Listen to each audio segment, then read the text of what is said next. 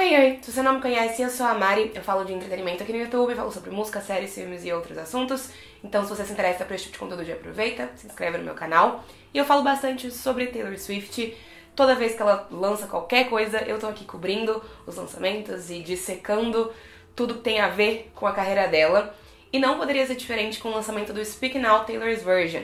Já teve aqui no canal alguns vídeos que eu lancei antes do lançamento do álbum, que eu postei pra vocês antes do lançamento do álbum, falando sobre a importância do Speak Now, falando sobre a temática do Speak Now.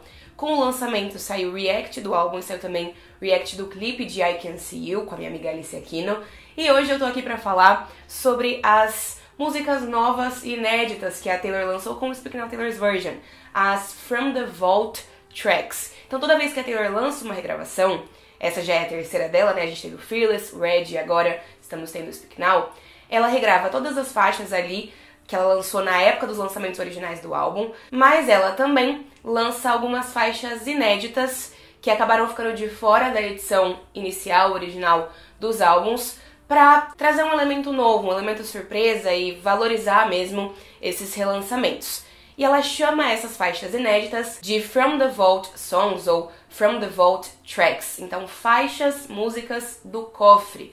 Faixas que ela tinha guardado no cofre por todos esses anos e que agora decidiu liberar pra gente. E aí eu quero conversar sobre essas faixas com vocês. Eu vou falar um pouquinho sobre o que cada música tá dizendo, qual é a narrativa por trás de cada uma dessas músicas, quais são as curiosidades que a gente tem em relação a essas músicas, e a gente vai também teorizar, quando fizer sentido, sobre o que é que a Taylor tá falando, né? Sobre quem ou o que a Taylor tá cantando nessas músicas, tá bem? Então, o Speak Now Taylor's Version teve 6 faixas novas, 6 faixas inéditas, e a primeira delas é Electric Touch, que é uma parceria com o Fall Out Boy.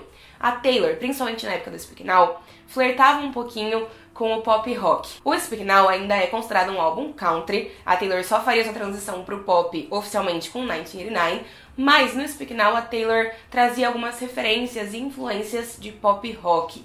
E aí, eu acho que quando ela decide selecionar as músicas do Vault pra compor esse álbum e parcerias também inéditas pra trazer esse álbum, ela explora ainda mais essas referências. Fall Out Boy é uma banda de pop rock que foi muito, muito forte alguns anos atrás, né, uma década atrás, mais ou menos, na época do lançamento do Speak Now, e que ainda é referência nesse gênero. O Patrick Stump, vocalista do Fall Out Boy, fez uma participação na Red Tour em 2013, ele foi um dos convidados que a Taylor trouxe ao longo da turnê, e além disso, o Fall Out Boy também performou com a Taylor no Victoria's Secret Fashion Show em 2013 também. Então ela já tinha aí essa conexão com a banda, e por isso ela traz o Fall Out Boy pra cantar com ela em Electric Touch. Nessa faixa, a Taylor escreveu sobre tá prestes a começar um novo relacionamento, a embarcar um novo relacionamento. E aí ela fala sobre como ela tem um histórico de histórias de amor que deram muito errado, sobre como ela só se envolveu em situações complicadas e que não terminaram com um final feliz nesse aspecto da vida dela. Mas ela também canta sobre ter esperança de que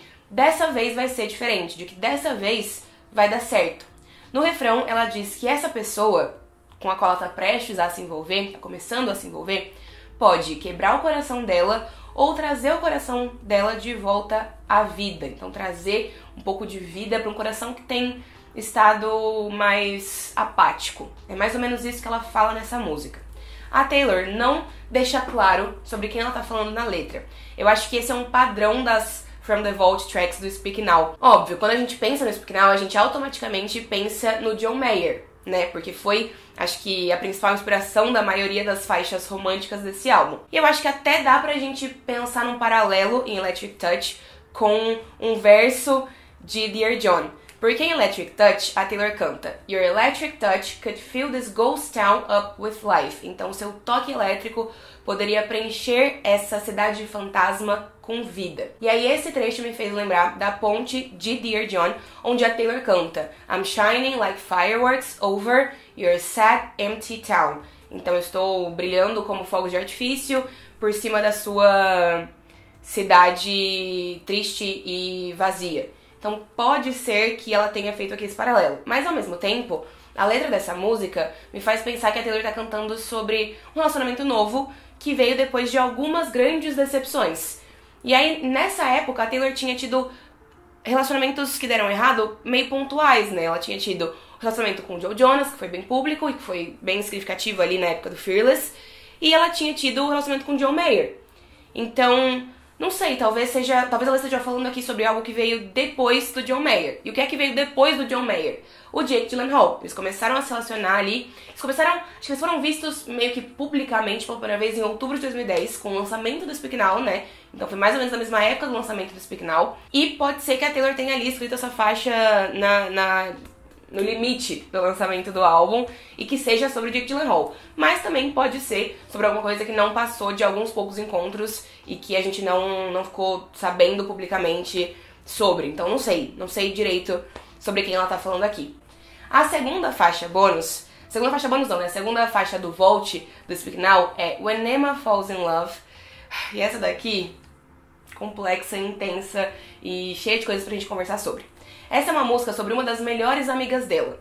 Ela falou isso, inclusive, antes de cantar essa música como surprise song no final de semana de lançamento do álbum em Kansas City. E aí, tudo indica que essa faixa seja sobre a Emma Stone.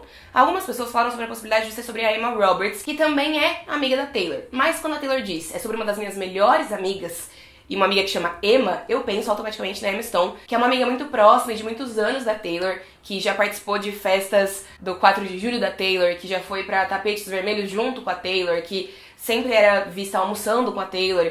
Então elas têm uma relação um pouco mais significativa, ao meu ver, do que a relação da Taylor com a Emma Roberts, né? Mas essa música não é só uma música sobre uma grande amiga da Taylor. É uma música em que a Taylor fala sobre essa grande amiga, mas fala muito mais sobre ela. Aqui, a Taylor canta sobre como as coisas funcionam quando essa amiga dela, a Emma, se apaixona, né? Então a Emma, de acordo com a música, vai com calma pra ter certeza de que o chão no qual ela tá pisando é seguro. A Emma transforma bad boys em good boys, né? Ela transforma garotos problemáticos em bons garotos. A Emma não se perde por causa de amor e de relacionamentos. A Emma muda a vida dos garotos por quem ela se apaixona.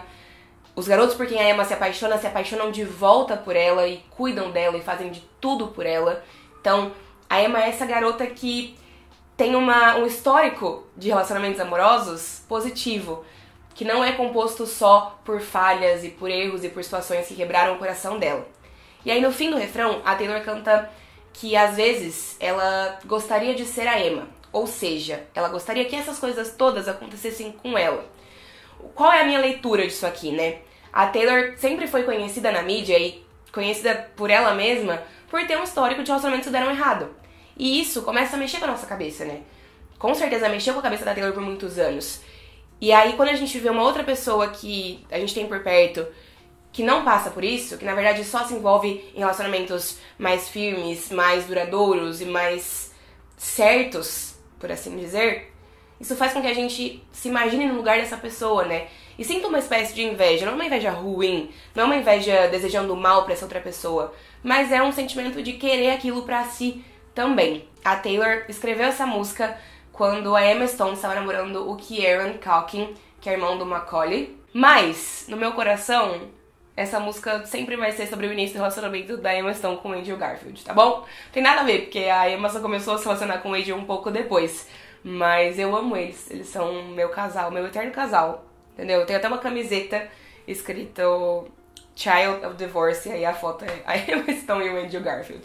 Mas enfim, terceira faixa. Terceira faixa é I Can See You, que é o atual single da era Speak Now, o atual single da Taylor, se a gente for pensar, né?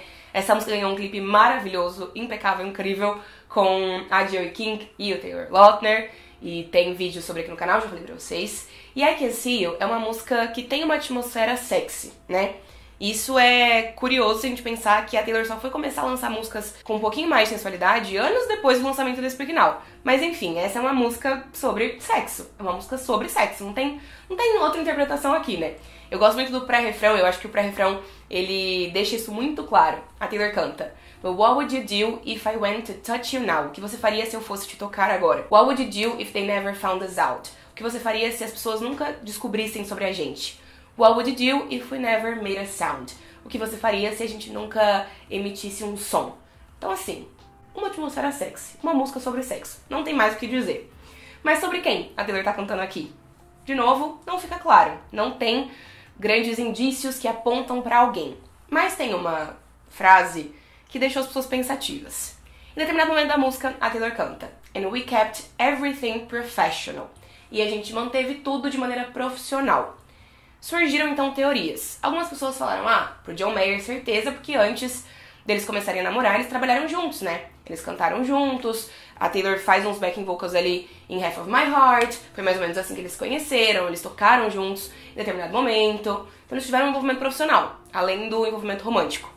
Mas surgiu-se uma teoria na internet de que a Taylor, então, poderia ter escrito essa música sobre o Martin Johnson, do Boys Like Girls, com quem ela gravou Two Is Better Than One. Eles também performaram essa música em determinado momento. Além disso, o Martin Johnson, ele é o coautor da faixa This Was a Movie, que foi lançada na época do Speak Now como uma bonus track, mas que não está no Speak Now Taylor's Version, porque é a única faixa que tinha um co-compositor, e a Taylor queria que esse álbum fosse um álbum inteiramente escrito por ela. Então, If This Was a Movie, a regravação dessa faixa foi lançada, mas foi lançada de forma individual e solta, né, alguns meses atrás pela Taylor. E aí, aparentemente, eles até trabalharam em algumas outras músicas que nunca viram a luz do dia, a Taylor com Martin Johnson. Surgiu essa teoria, então, de que seria uma música sobre ele. Até porque tem umas fotos deles de anos atrás, em que eles só estão muito próximos, sorrindinho e posando pra uma foto. Mas se você olhar direito, parece ali uma imagem pós... Não diria pós-sexo, né? Mas eu diria pós um rolezinho ali, né? Pós uns beijos, uns amassos, umas coisas nesse sentido. Então surgiu essa teoria e eu gosto dessa teoria. Vamos falar então agora sobre Castles Crumbling, que é a parceria da Taylor com a Hayley Williams. E aí é muito doido, né? Porque a Taylor só falou, toma aqui uma parceria com a Hayley Williams.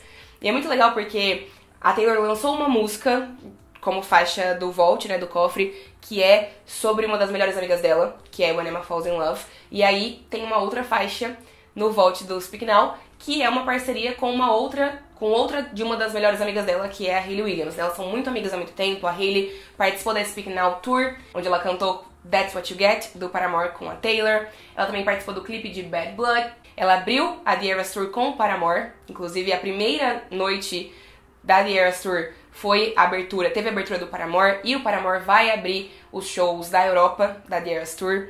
E aí dizem também, inclusive, que a Hayley Williams foi a inspiração para a faixa título do Speak Now. Então, a faixa Speak Now, onde a Taylor canta sobre interromper um casamento, essa faixa foi inspirada ali numa história da vida da Hayley Williams. E aí aqui a gente tem as duas, a Taylor e a Hayley, cantando sobre a experiência que elas tiveram ao crescerem de forma pública. Essa é uma música sobre se sentir odiada pelo mesmo público que um dia te adorou. Acho que essa é a vibe dessa faixa. A Taylor escreve aqui sobre ver o seu castelo ruindo, né?